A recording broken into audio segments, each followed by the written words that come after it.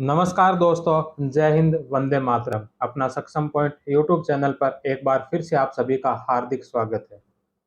हम पढ़ रहे थे फर्स्ट ग्रेड हिस्ट्री सब्जेक्ट के टेस्ट सीरीज का सॉल्यूशन कर रहे थे, जो test series doctor Ganpat Singh Rajput sir के द्वारा करवाई गई थी। इसमें अब तक 12 टेस्ट हो चुके हैं। पिछले 2 टेस्ट में हमने मुगल साम्राज्य के बारे में पढ़ा था। मुगल साम्राज्य के राज्य, राजनीति और उनके दक्षिण पूर्वी और मध्य एशिया के जो राज्य की जो नीति थी उसके बारे में। आज की क्लास में हम पढ़ेंगे मुगलों के प्रशासनिक व्यवस्था।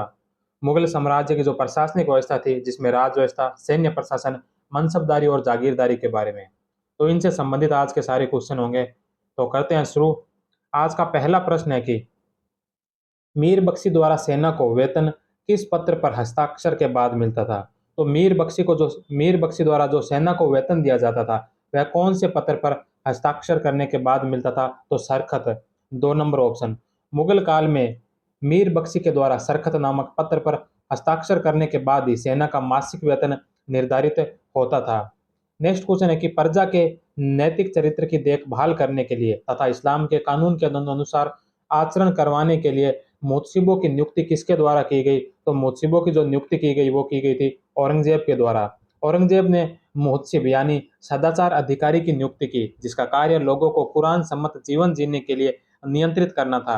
औरंगजेब मुस्लिम वर्ग को धार्मिक और सामाजिक क्षेत्र में सब संयमित देखना चाहता था। मनुष्य के अनुसार मुहतसिब हाथ में कैंची लिए सड़कों पर घूमते रहते थे और जिस व्यक्ति को दाढ़ी 4 अंगुल से अधिक देखते उसको तुरंत ही तराश देते थे। नमाज पढ़ते समय जरी के वस्त्र धारण करने की भी मनाही थी। मजारों पर बृहस्पतिवार को दीपक जलाने की प्रथा भी वर्जित कर दी गई और ताजियों के जुलूस भी बंद कर दिए गए। मुहतसिब जनता ने सूरा की पाबंदी भी करवाते थे। नेक्स्ट क्वेश्चन है कि आईने अकबरी में उल्लेखित अस्त्रकारी और संदलकारी क्या थी? तो आईने अकबरी में उल्लेखित जो अस्त्रकारी और संदलकारी थी, यह क्या थी? तो यह प्लास्टर बनाने की विधि थी। 1 नंबर ऑप्शन। चहाकान व गोताखोर, कुआं खोदने वाले, इजारा जो थे वो कुशल मजदूर, रोंजीदार जो दैनिक वेतन मजदूर थे, करावल जो घुड़सवार संदेशवाहक था जो शांति के दौरान जासूसी का काम भी करते थे, यसावल जो प्रशासनिक विभागों से जुड़ा विभाग के संदेशवाहक था, जिल्लेदार यह अनुचर था जो घुड़सवारों के साथ चलता था। नेक्स्ट क्वेश्चन है कि मुगल काल में सरकार या जिला में लगान वसूल करने का कार्य कौन करता था? तो मुगल काल में सरकार या जिला में लगान वसूल करने का जो कार्य करता था उसे अमल गुजार कहा जाता था। मुगल काल में सरकार के प्रमुख अधिकारी, जिनमें फौजदार, अमल गुजार, वित्तिकची और खजानदार होते थे। फौजदार फौजदार कौन थे? तो सरकार में व्यवस्था स्थापित करना तथा राज्य की आज्ञाओं का प्रजा से पालन करवाना इनके मुख्य कार्य थे। अमल गुजार जो इसका मुख्य कार्य सरकार में लगान वसूल करना था। वितिकची यह अमल गुजार के अधीन अधिकारी होता था। और चौथे नंबर पर खजानदार, खजानदार जो ये सरकार का खजांची होता था। नेक्स्ट क्वेश्चन है कि मुगल बादशाह अकबर ने घोड़े दागने की प्रथा व हुलिया नोट करने की प्रथा कब शुरू की थी? तो यह प्रथा शुरू की थी 1574 ईस्वी में। 1574 में अपने शासनकाल के 18वें वर्ष में अकबर ने घोड़े को दागने की प्रथा का प्रचलन किया, जिसे मनसबदार निरीक्षण के समय घोड़े नहीं बदल सकते थे। नेक्स्ट क्वेश्चन है कि मुगल काल में वास्तविक आंकड़ों के आधार पर भू राजस्व जमा हासिल नामक नवीन लेख तैयार करने का श्रेय जाता है। तो यह जो नवीन लेख जमा हासिल भू राजस्व का, इसे तैयार करने का जो श्रेय है वो है मुजफ्फर खां तुर्बती को। अकबर ने 1560 में अब्दुल मजीद आसफ खां को अर्थ मंत्री नियुक्त किया था, लेकिन उसने सरदारों को खुश करने के लिए जागीरों की आय को बढ़ा चढ़ाकर दिखा दिया। 1563 में एतमाद खां को अर्थ मंत्री नियुक्त किया। इसमें खालसा भूमि और जागीर की भूमि की सीमाओं का विभाजन किया। 1564 में मुजफ्फर खां को राज्य का दीवान नियुक्त किया। उसने राज्य के लगान का लेखा जोखा लिया तथा जिसे जमाई हल हासिल पुकारा गया। नेक्स्ट क्वेश्चन है कि बादशाह के परिवार, उसके महल और उसकी व्यक्तिगत तथा दैनिक आवश्यकताओं की पूर्ति के लिए अकबर ने किस पद का गठन किया था? तो मीर ए मानसा जो अकबर ने अपने शासनकाल में इस विभाग की स्थापना की थी। मीर ए सामा घरेलू मामलों का प्रधान होता था। वह सम्राट के परिवार, महल और उसकी दैनिक आवश्यकताओं की पूर्ति करता था। यह पद बहुत ही विश्वासी व्यक्ति को दिया जाता था।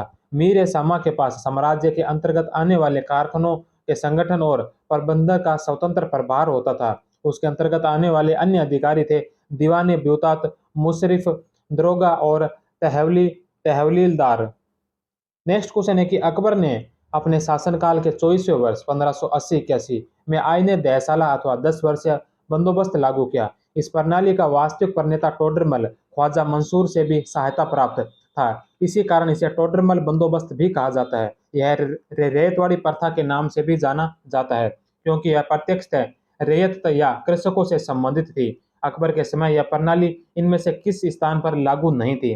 तो यह जो रेतवाड़ी जो प्रथा थी, यह किस स्थान पर लागू नहीं थी अकबर के समय में? तो यह बंगाल और गुजरात में लागू नहीं थी। बिहार, इलाहाबाद, मालवा, अवध, आगरा, दिल्ली, लाहौर और मुल्तान, इन सारे क्षेत्रों पर यह लागू थी। बंगाल और गुजरात पर लागू नहीं थी। तो 4 नंबर ऑप्शन जो इसका राइट आंसर होगा।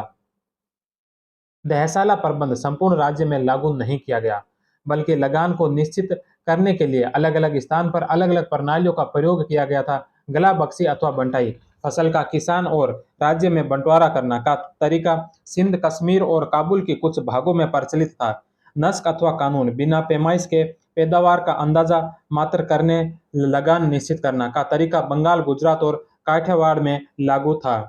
नेक्स्ट क्वेश्चन है कि अकबर ने किस वर्ष दिल्ली में शाही टकसाल बनाई जिसका प्रधान है जो अब्दुल समद को नियुक्त किया था? तो अकबर ने कौन से वर्ष दिल्ली में शाही टकसाल बनाई थी? तो यह बनाई थी 1577 ईस्वी में। 1577, 3 नंबर ऑप्शन है जो इसका राइट है। अकबर ने मुगलों की टकसाल और मुद्रा व्यवस्था में महत्वपूर्ण परिवर्तन किए। 1577 ईस्वी में दिल्ली में एक शाही टकसाल बनवाई और उसका प्रधान ख्वाजा अब्दुल समद को नियुक्त किया। अकबर ने शासन के प्रारंभ में मुहर नामक एक सोने का सिक्का चलाया जो मुगल काल का सबसे अधिक प्रचलित सिक्का था। आईन अकबरी के अनुसार एक मुहर 9 रुपए के बराबर होता था। संसब अकबर का सबसे बड़ा सोने का सिक्का था जो 101 तोले का था। इलाही सोने का सबसे अधिक चलने वाला सिक्का था।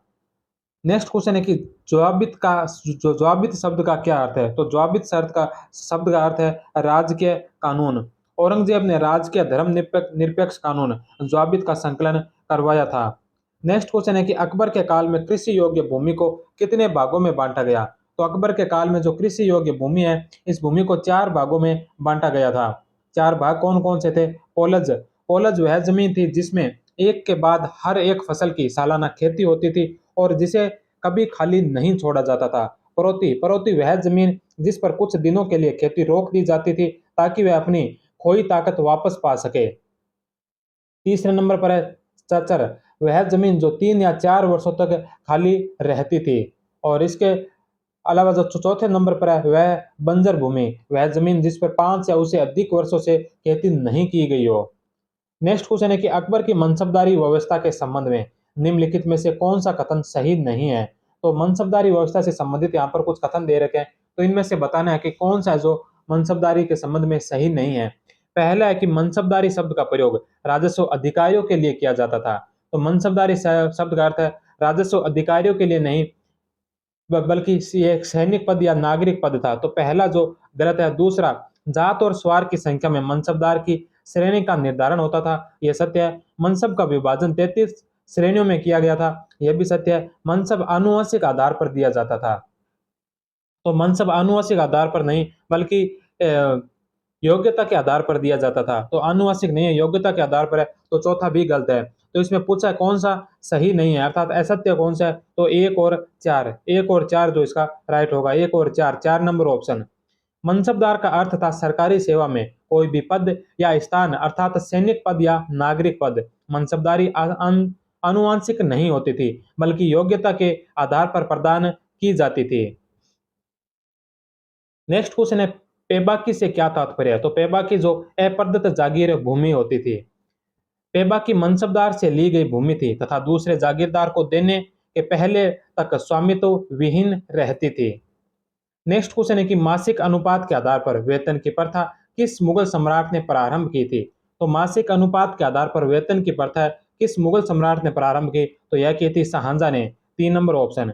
शाहजहां ने मासिक अनुपात के आधार पर शीश माह तथा सी माह की शुरुआत की थी। इसके अनुसार यदि किसी जागीर से राजस्व वसूली 15% होती है तो उसको शीश माह जागीर तथा वसूली कुल जमा के 1/4 होती है तो उसे सी माही माना जाता था।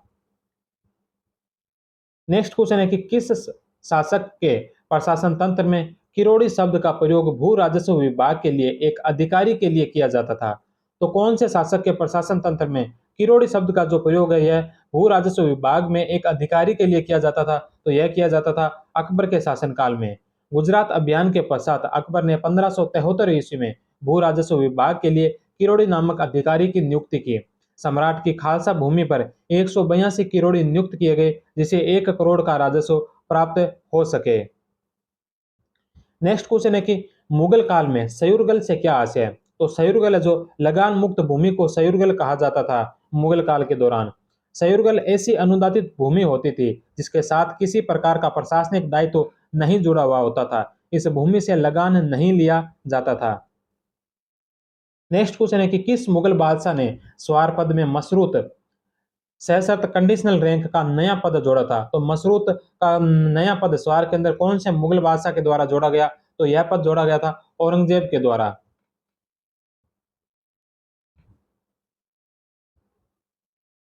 यह जागीर यह जागीर किसी पद के ग्रहण करने पर दी जाती थी तो उसे मशरूत कहा जाता था। नेक्स्ट क्वेश्चन है कि अल्तमगा जागीर की शुरुआत किसने की? तो अल्तमगा जागीर की शुरुआत जहांगीर के द्वारा की गई थी। अल्तमगा जागीर की शुरुआत जहांगीर के द्वारा की गई थी। यह जागीर मुगल शासक के विशेष कृपा पात्र अमीरों को दी जाती थी।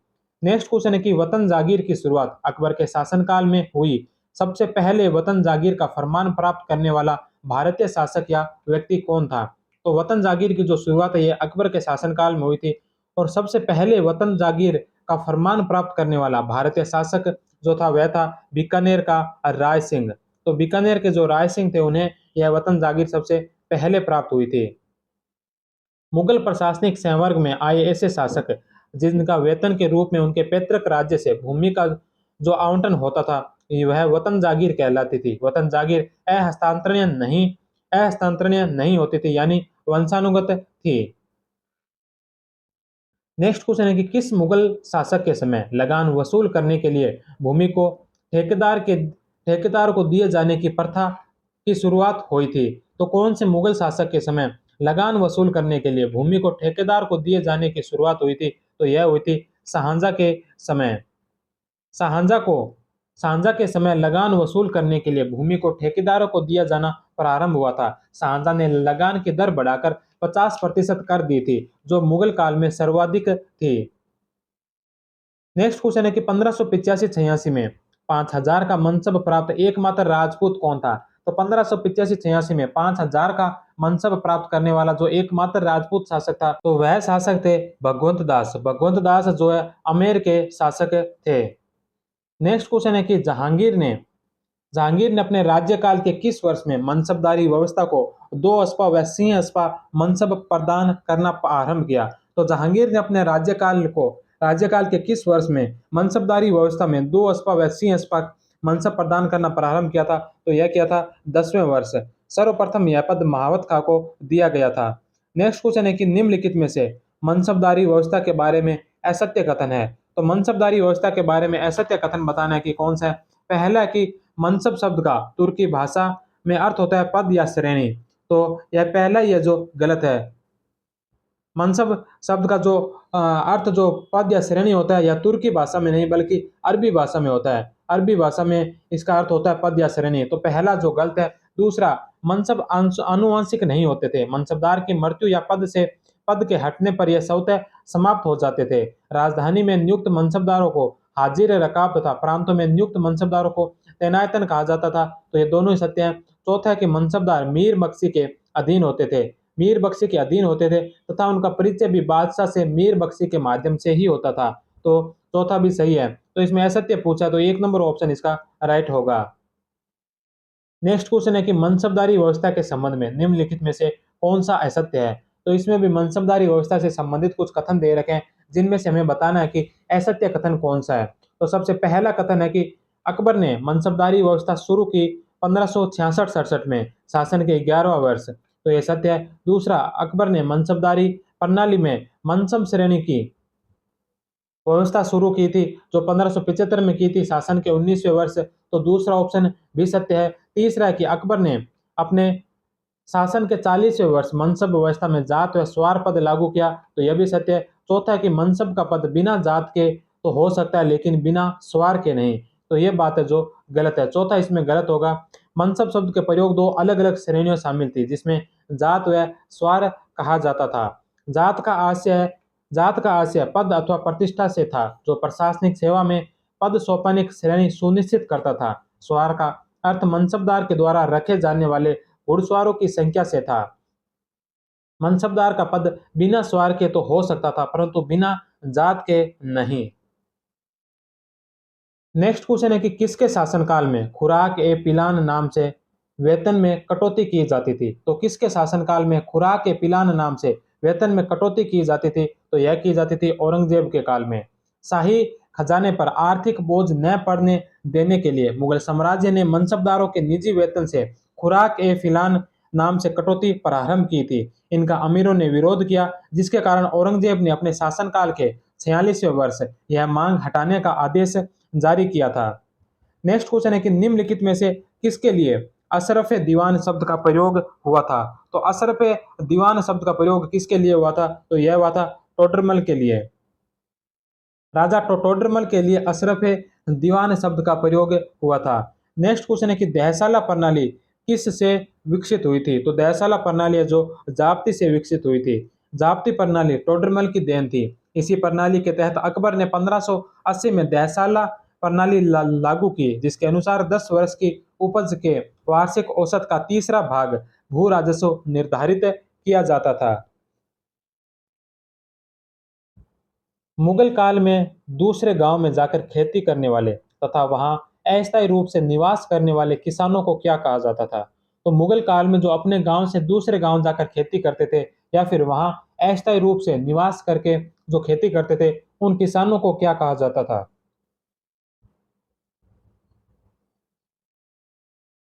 तो उन किसानों का जो पाईकास्त कहा जाता था।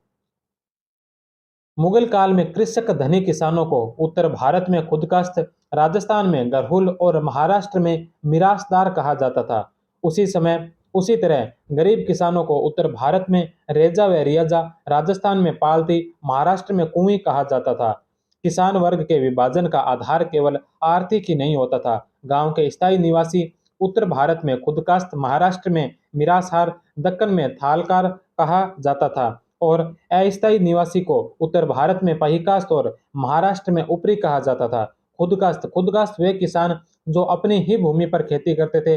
पहिकास्त जिनके पास अपने हल बैल होते थे और वे दूसरे गांव में जाकर खेती करते थे। मुजारिन उनकी स्थिति बटाईदारों जैसी होती थी और वे प्राय इनाम की भूमि पर काम करते थे। नेक्स्ट क्वेश्चन है कि मुगल भू राजस्व प्रशासन में वास्तविक राजस्व के लिए निम्नलिखित में से कौन सा शब्द मिलता है। तो मुगल भू राजस्व प्रशासन में वास्तविक राजस्व के लिए कौन सा शब्द मिलता है, तो वह महसूल। मुगल कालीन अगर शब्दावली देखा जाए तो मुसादात मुसादात है जो अकबर के द्वारा अमीरों को बांटा गया ऋण था जिसे मुसादात कहा गया। सुफलाजा जो हुंडी को कहते थे। नवारा नौसेना विभाग को नवारा कहा जाता था। केरानी नौसेना पर होने वाला खर्च का ब्यौरा रखने वाला जिसे केरानी कहते थे। महसूल ये व्यापारियों से चुंगी ली जाती थी और सोपर जेहान जो वाणिज्यिक का कर था। नेक्स्ट क्वेश्चन है कि दक्षिणी भारत का टोडरमल किसे कहा जाता है। तो दक्षिणी भारत का जो टोडरमल है वह मुर्शिद कुली खां को जो दक्षिण भारत का टोडरमल की संज्ञा दी गई है। दक्कन क्षेत्र में गोरिल्ला युद्ध नीति का प्रणेता मलिक अम्बर को माना जाता है। दक्कन क्षेत्र में टोडरमल की भू राजस्व व्यवस्था का प्रतिपादन मुर्शिद कुली खां ने किया था। मुर्शिद कुली खां ने टोडरमल के द्वारा प्रचलित मालगुजारी की प्रणाली को अपनाया था। उसने जमीन को नपवाकर उपज के आधार पर राज्य का कर निर्धारण किया था। नेक्स्ट क्वेश्चन है कि किसी कुलीन के निधन के तुरंत बाद चाहे वह बड़ा हो या छोटा बादशाह के अधिकारी उसके स्थान पर तैयार रहते थे और पूरी जागीर की संपत्ति की सूची तैयार करते थे। बादशाह पूरी जागीर को संपूर्णतः अपने पास वापस ले लेते थे। उपयुक्त कथन में पेलसट जहांगीर के शासनकाल के दौरान प्रचलित किस प्रथा को इंगित करता है।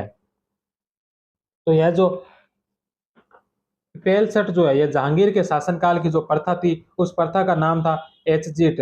एक नंबर ऑप्शन। राजगामिता कानून के अनुसार सामंतों की मृत्यु के पश्चात उनकी सारी संपत्ति शाही खजाने में जमा कर दी जाती थी। इसी कारण से मुगल सामंतों के में धन जमा करने के स्थान पर उनको खर्च करने में अधिक रुचि थी। मुगल अमीरों में कुछ ही लोगों ने अपनी आय का भाग विभिन्न प्रकार के उद्यमों में लगाया था। जहांगीर एवं शाहजहां के शासन में आसफ खान ने अपनी वाणिज्यिक रुचि के कारण ही अपार धन एकत्र किया था। दोनों दोनों बादशाहों का प्रभावशाली और निकट का रिश्तेदार होने के कारण उसे अपने धन की सुरक्षा का अधिक भय नहीं था। नेक्स्ट क्वेश्चन है कि शेरशाह ने के शासनकाल में भू राजस्व के अतिरिक्त कृषकों से अन्य कर के रूप में जरीमाना, सर्वेक्षण शुल्क एवं महासिलाना कर संग्रह शुल्क वसूल किया जाता था। इनकी दर क्या थी? तो इनकी दर थी 2.5 से लेकर 5% तक की। किसानों को मालगुजारी के अतिरिक्त अन्य कई प्रकार के कर भी देने पड़ते थे, जैसे कि भूमि की पैमाइश करने वालों को जरीमाना, सर्वेक्षण शुल्क तथा मालगुजारी करने वाले को महासिलाना कर संग्रह शुल्क भी देना पड़ता था। जरीमाना तथा महासिलाना नामक अ, कर क्रमशः भू राजस्व का 2/5% और 5% के बराबर होता था। नेक्स्ट क्वेश्चन है कि रूमी खां तोपची था। तो रूमी खां तोपची कौन, ये किसके समय था? तो यह जो तोपची है रूमी खां, यह हुमायूं के समय का प्रमुख तोपची था। मुगल काल में तोपखाने की शुरुआत बाबर ने की थी। बाबर ने सबसे पहले बेहरा के किले को जीतने में तोपखाने का प्रयोग किया था। उस्ताद अली तथा मुस्तफा खां बाबर के समय के प्रसिद्ध तोपची थे, वहीं रूमी खां हुमायूं के समय का प्रसिद्ध तोपची था। मुगल काल में तोपखाने का प्रमुख अधिकारी मीर ए आतिश कहलाता था। नेक्स्ट क्वेश्चन है कि मुगल काल में किन सैनिकों की शुरुआत अकबर के द्वारा की गई थी, जो सीधे बादशाह के द्वारा उच्च वेतन पर नियुक्त किए जाते थे? तो अहदी। एक नंबर ऑप्शन। अहदी, इसकी स्थापना अकबर के द्वारा की गई थी। यह सीधे बादशाह के द्वारा उच्च वेतन पर नियुक्त किए जाते थे, जो बादशाह के अंगरक्षक होते थे। इनका वेतन सबसे ज्यादा होता था। दाखिली, यह सैनिक अर्ध अश्वारोही और अर्ध पैदल होते थे। इन्हें सीधे राज्य के द्वारा भर्ती किया जाता था तथा वेतन भी राज्य के द्वारा ही दिया जाता था। नेक्स्ट क्वेश्चन है, नेक्स्ट कुमुकी जो अभियान के समय कुछ मनसबदारों को उनके सैनिकों के अलावा कुछ सैनिक सहायता के लिए अस्थायी तौर पर दिए जाते थे, जो कुमुकी कहलाते थे। मनसबदारी वे सैनिक जिनकी नियुक्ति तथा वेतन का दायित्व मनसबदार का था। नेक्स्ट क्वेश्चन है कि दहबिस्ती 10 से 20 का नियम किसने निर्धारित किया था? तो दहबिस्ती 10-20 का जो नियम निर्धारित किया था, यह नियम निर्धारित किया था अकबर के द्वारा। तो 2 नंबर ऑप्शन है जो इसका राइट आंसर होगा। अकबर ने दहबिस्ती का नियम बनाया, जिसके पीछे उद्देश्य यह था कि एक घोड़े के थक जाने पर दूसरा घोड़ा काम में लिया जा सके। नेक्स्ट क्वेश्चन है कि मुगल कालीन गाजी खां की भूमिका क्या थी? तो मुगल कालीन गाजी खां की भूमिका क्या थी? तो यह एक भारी तोप का नाम था। तो गाजी खां जो एक भारी तोप का नाम था। अबुल फजल के अनुसार अकबर की कुछ प्रसिद्ध तोपें, जिनमें गाजी खां, फतेह लक्सर और जहां कुसा थी। नेक्स्ट क्वेश्चन है कि मुगल काल में मौलिम एक था। मौलिम क्या था? तो यह एक नाविक था। 1 नंबर ऑप्शन। मौलिक जहाज को महत्वपूर्ण नाविक था। मौलिम है जो जहाज को महत्वपूर्ण नाविक था, जो दिशाओं को पहचानने के लिए सितारों की स्थिति पढ़ने में निपुण होता था। नेक्स्ट क्वेश्चन है कि मुगल प्रशासन में मीर बख्शी था। मीर बख्शी क्या था? मीर बख्शी कौन सा अधिकारी होता था? तो मीर बख्शी जो सर्वोच्च सैन्य अधिकारी होता था। मीर बख्शी सैन्य विभाग का सर्वोच्च अधिकारी होता था। बरीद तथा वाक्यान्वेष का प्रमुख भी अमीर बख्शी होता था। बादशाह के सम्मुख मनसब का आवंटन करना, मनसबों की पदोन्नति की सिफारिश करना तथा सैनिकों की वेतन सूची सरखत पर हस्ताक्षर करना इनका कार्य था। नेक्स्ट क्वेश्चन है कि किस शासक ने पट्टा एवं कबूलियत की प्रथा आरंभ की थी? तो कौन से शासक ने पट्टा व कबूलियत की प्रथा आरंभ की थी? तो यह की थी शेरशाह सूरी के द्वारा। शेरशाह सूरी की भू राजस्व व्यवस्था रैयतबाड़ी थी, जिसमें किसानों के साथ सीधा संपर्क था। शेरशाह सूरी ने पट्टा तथा कबूलियत को शुरू किया था। पट्टा तथा कबूलियत किसान तथा राज्य के बीच एक समझौता होता था, जिसमें राज्य की तरफ से किसान को पट्टा दिया जाता था, जिसमें किसान का नाम खेत का विवरण तथा भू राजस्व की राशि का उल्लेख होता था। वहीं बदले में किसान राज्य को काबिल कबूलियत प्रदान करता था, जो किसान की स्वीकारोक्ति होती थी। नेक्स्ट क्वेश्चन है कि अकबर के भू राजस्व व्यवस्था के संबंध में निम्न में से कौन सा कथन सत्य है। तो अकबर की भू राजस्व व्यवस्था से संबंधित यहाँ पर कथन दे रखे हैं, तो इनमें से बताना है कि कौन कौन सा कथन है जो सत्य है। सबसे पहला है कि उसके शासन के 11वें वर्ष दहसाला प्रबंध लागू किया गया था। तो दहसाला प्रबंध उसके 11वें वर्ष लागू किया गया, यह बात गलत है, क्योंकि दहसाला प्रथा जो 1580 में लागू की गई थी, 1580 के अंदर, ना कि 11वें वर्ष। तो पहला गलत है। दूसरा, मालगुजारी पैदावार का 1/3 भाग था। तो मालगुजारी जो पैदावार का 1/3 भाग होता था, यह बात सत्य है। तीसरा कि सर्वप्रथम उसने राई जो फसल दरों की सूची तैयार करवाई थी, तो सबसे पहले राई की फसलों की सूची तैयार करवाई थी, यह बात भी गलत है। और चौथा है कि फसल दरों को मूल्यों सिक्कों में परिवर्तित कर मालगुजारी का निर्धारण नकदी सिक्कों में करवाया था, तो ये बात है जो सत्य है। तो इसमें सत्य का अगर पूछा है तो 2 और 4 सही है, और 1 और 3 है जो गलत है। 2 और 4, 4 नंबर ऑप्शन है जो इसका राइट आंसर होगा। अकबर ने दहसाला व्यवस्था 1580 में लागू की थी। दहसाला व्यवस्था जो 1580 में लागू की थी, इसका निर्माण टोडरमल ने किया था तथा इसे लागू करने की जिम्मेदारी साहब मंसूर की थी। रे अथवा राई फसल दरों की सूची थी, जिसमें विभिन्न प्रकार की फसलों के लिए राज्य का भाग निर्धारित होता था। तो यह लागू करने वाला शेरशाह दिल्ली का पहला शासक था। तो जो रे है जो या राई जो फसलों की सूची थी, इसे लागू करने वाला पहला जो शासक था वह था शेरशाह सूरी। नेक्स्ट क्वेश्चन है कि निम्नलिखित में से किस शासक ने किसानों के हित में आदेश जारी किया था। निम्नलिखित में से किस शासक ने किसानों के हित में आदेश जारी किया था कि जो भी कर्मचारी किसी किसान के खेत से बलपूर्वक यदि घास की एक पत्ती भी लेता है तो उसे कठोर दंड दिया जाएगा। उसने अत्यंत कठोरता पूर्वक इस बात की घोषणा की कि मैं इस विषय में किसी भी प्रकार का पक्षपात नहीं करूंगा, चाहे वह मेरा भाई हो, निकट संबंधी या मेरी मातृभूमि के सैनिक ही क्यों ना हो। मैं उसे कड़ी सजा दूंगा जो देखने वालों के लिए एक उदाहरण बन जाए। तो यह घोषणा किसने की थी? तो यह की थी शेरशाह सूरी के द्वारा। शेरशाह सूरी ने अहमद खां के माध्यम से साम्राज्य की भूमि का सर्वेक्षण करवाया तथा उसने भूमापन हेतु भूमि का सर्वेक्षण करवाया। इसके लिए इन्होंने गज या सिकंदरी का प्रयोग किया था। किसानों के संबंध में शेरशाह का कथन था कि किसान लोग निरीह होते हैं, जिनके हाथ में सत्ता होती है वह उसी के हो जाते हैं। शरारती लोग अपने खजाने से कभी पैसा खर्च नहीं करते, अपितु गरीब किसानों से बलपूर्वक धन ले लेते हैं। नेक्स्ट क्वेश्चन है कि मुगल सम्राट के पतन के लिए जागीर संकट के सिद्धांत को प्रतिपादित करने वाले प्रथम इतिहासकार कौन थे। तो साम्राज्य के या मुगल सम्राट के पतन के लिए जो जागीर संकट सिद्धांत प्रतिपादित किया था, यह सबसे पहले किसने प्रतिपादित किया था। तो यह किया था सतीश चंद्र के द्वारा। 2 नंबर ऑप्शन इसका राइट आंसर है। जागीर वह भूमि होती है जो मनसबदारों को उनके वेतन के बदले दी जाती थी। जागीर प्रणाली वंशानुगत नहीं थी, यह स्थानांतरणीय थी। सतीश चंद्र ने सर्वप्रथम जागीरदार संकट का उल्लेख किया, जिसका अर्थ है कि जागीरों की संख्या तो सीमित हो रही थी, लेकिन उनको प्राप्त करने वाले मनसबदारों की संख्या ज्यादा हो रही थी। इस संकट को बेजागीरी भी कहा गया है। नेक्स्ट क्वेश्चन है कि किस मुगल शासक के समय वकील का पद समाप्त हो गया था।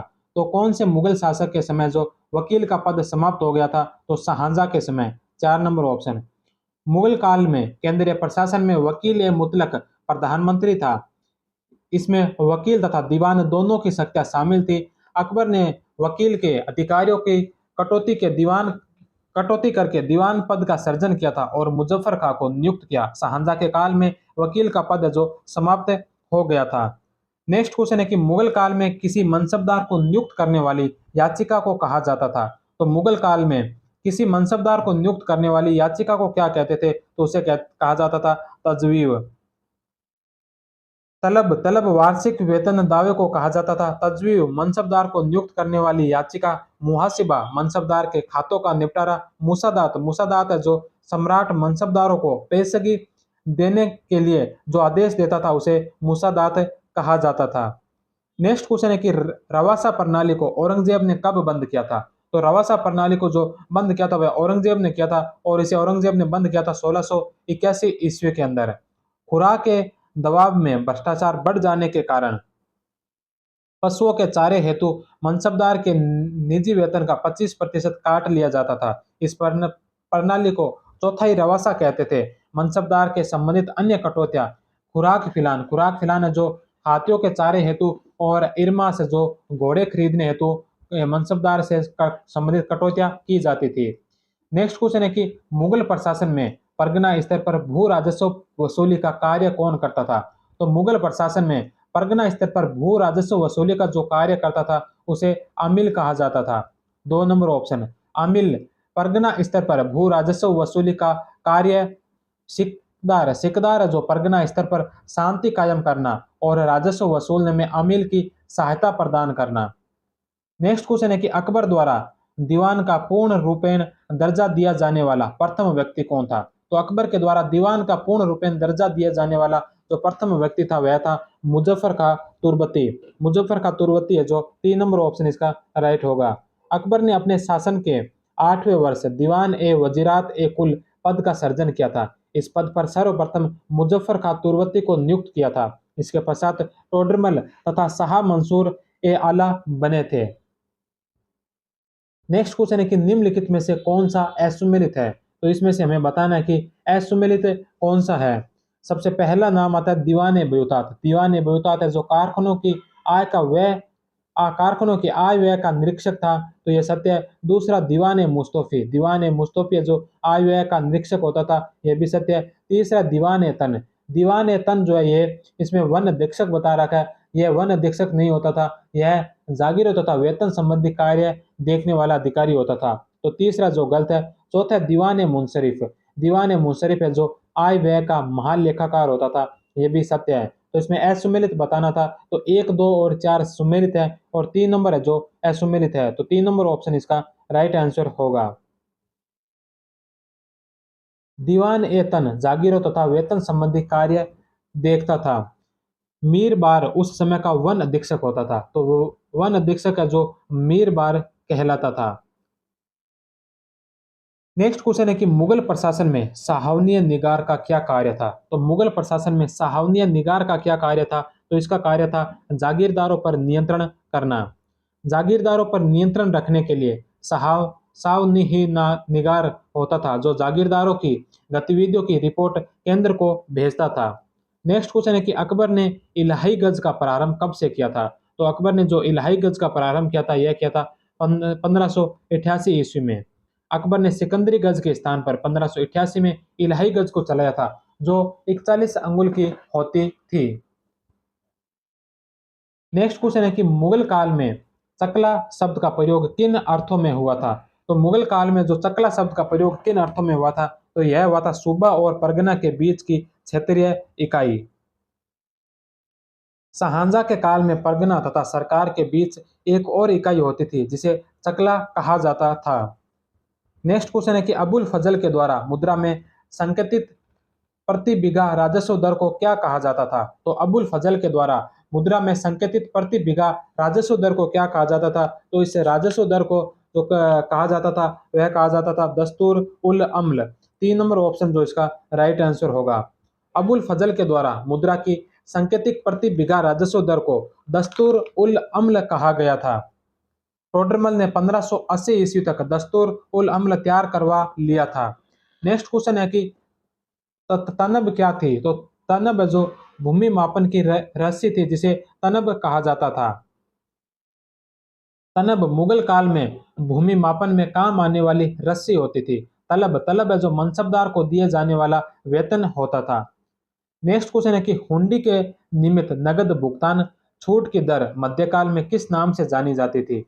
तो हुंडी के निमित्त जो नगद भुगतान छूट की जो दर थी वह मध्यकाल में किस नाम से जानी जाती थी? तो यह 8, 1 नंबर ऑप्शन।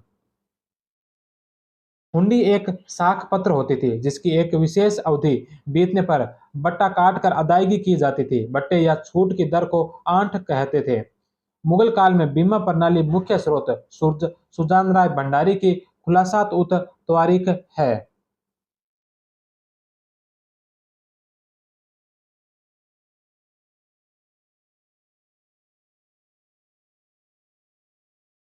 नेक्स्ट क्वेश्चन है कि पेलसट किस मुगल शासक के समय भारत आया था। तो पेलसट जो एक डच व्यापारी था, यह कौन से मुगल शासक के समय भारत आया था। तो यह भारत आया था जहांगीर के काल में। पेलसट एक डच व्यापारी था, इसने मुगल काल में भारत की यात्रा की थी। उसका विवरण है जो इस प्रकार है। तो पेलसट का विवरण क्या है। पेलसट ने कहा कि किसानों से इतनी अधिक उगाही की जाती थी कि उनके पास अपना पेट भरने के लिए भी मुश्किल से सूखी रोटी बचती थी। नेक्स्ट क्वेश्चन है कि मुगल कालीन उद्योग धंधों के संबंध में निम्नलिखित में से कौन सा कथन गलत है। तो मुगल कालीन उद्योग धंधों से संबंधित यहाँ पर चार कथन दे रखे हैं, इनमें से बताना है असत्य कथन। पहला है कि मुगल काल में हिमाचल प्रदेश की सुकेत मंडी तांबे के लिए प्रसिद्ध थी। तो यह बात सत्य है। मुगल काल में जो हिमाचल प्रदेश की सुकेत मंडी थी जो तांबे के लिए प्रसिद्ध थी। दूसरा, सूती वस्त्र को केलिको कहा जाता था। तो सूती वस्त्र को केलिको कहते थे, यह भी सत्य है। तीसरा, रेशमी वस्त्रों को पटोला कहा जाता था। तो रेशमी वस्त्रों को पटोला कहा जाता था, यह बात भी सत्य है। चौथा है कि बयाना तथा सरखेत मुगल काल में सोरा उत्पादन के लिए प्रसिद्ध थे। तो सोरा उत्पादन के लिए जो बयाना और सरखेत प्रसिद्ध थे, ये बात है जो गलत है। तो इसमें असत्य कथन पूछा है, 4 नंबर ऑप्शन इसका राइट होगा। भरतपुर के बयाना में नील उत्पादन का वर्णन मुगल काल में जहांगीर के समय आए विदेशी यात्री पेलसाठ ने विस्तृत विवरण दिया है। बयाना और सरखेत मुगल काल में उत्पादन के लिए प्रसिद्ध थे। नील उत्पादन के लिए नील विद्रोह 1860 में हुआ था। उस समय किसानों के द्वारा भारतीय इतिहास में पहली बार हड़ताल की गई थी। तो 1860 में नील विद्रोह हुआ था। उस समय किसानों के द्वारा भारतीय इतिहास में पहली बार हड़ताल हुई थी। तो भारतीय इतिहास में किसानों की पहली हड़ताल कब हुई थी। तो 1860 में नील विद्रोह के समय। नेक्स्ट क्वेश्चन है कि बंदूकों की नाल साफ करने वाला आधुनिक मशीन यरगु का आविष्कार किसने किया था। तो बंदूकों की नाल साफ करने वाला जो आधुनिक मशीन है जिसे यरगु कहा जाता है, इसका जो आविष्कार किया था यह किया था फतेहुल्लाह सिराजी के द्वारा। अकबर के समय तोपों की नाल को साफ करने के लिए पहिया तकनीक का विकास हुआ था। इस मशीन को यरगु कहा गया, जिससे 17 नालों को एक साथ साफ किया जा सकता था। मुगलों के समय तोप खाने में कार्यरत व्यक्ति।